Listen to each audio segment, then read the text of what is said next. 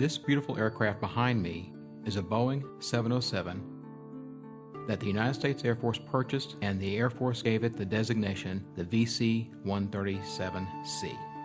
This particular aircraft is the first presidential jet aircraft designed and built for the President of the United States.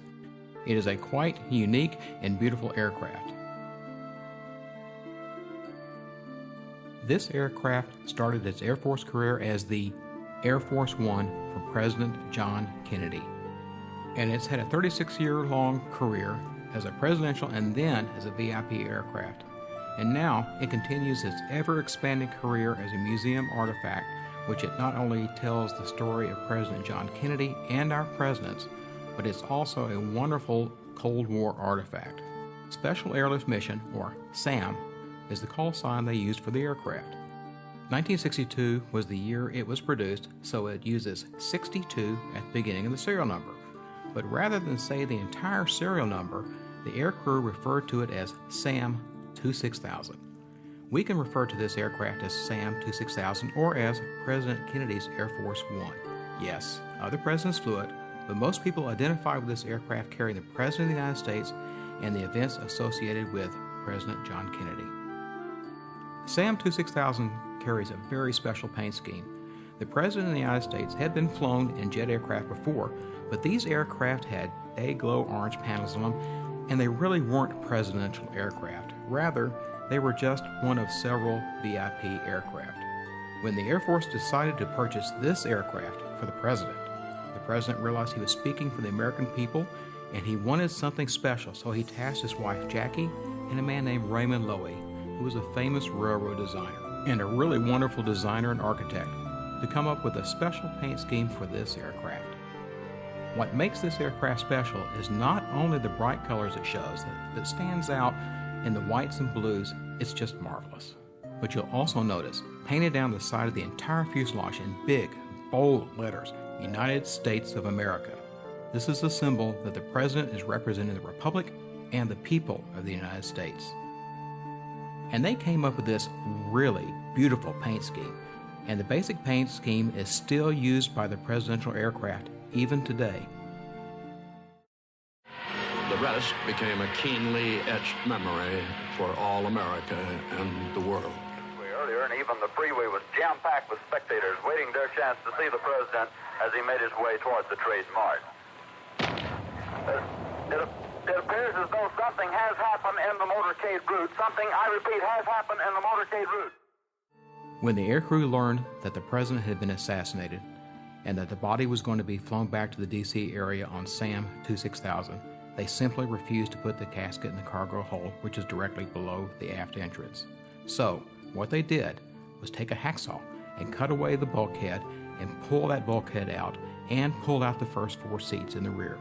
And when the casket was delivered at Love Field to carry the president's body back to D.C., they carefully put the casket inside the aircraft.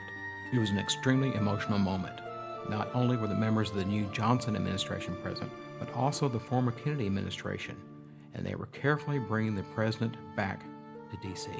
Once the president's body, rather the former president's body, was delivered and brought on the aircraft, President Johnson knew that the country was in disarray. People knew that the president had been murdered, and they knew he was dead. Is the government going to stand? Is there something worse happening? So President Johnson, understanding the importance of this moment, made sure a photographer was available to take those classic photographs, the ones we've all seen, with the president taking the oath of office with his wife and Mrs. Kennedy beside him, and showing the continuance of the American government and that the Constitution is still standing. President Johnson completely understood the importance of the psyche of the American people, and to make certain that they understood that things were safe and the government was in safe hands, he made sure those photographs were released as quickly as possible. And so, on that day, it helped calm everyone just to see that things were continuing.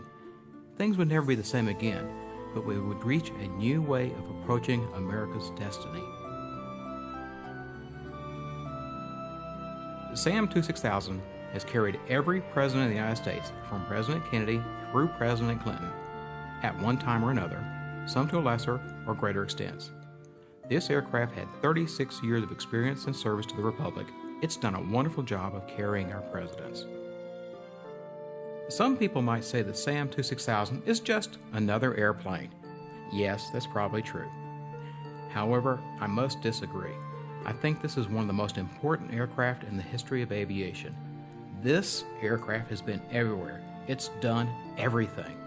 It was a symbol of the Cold War for the United States. It carried the presidents of the United States. Major decisions about U.S. foreign and domestic policy were made on this aircraft.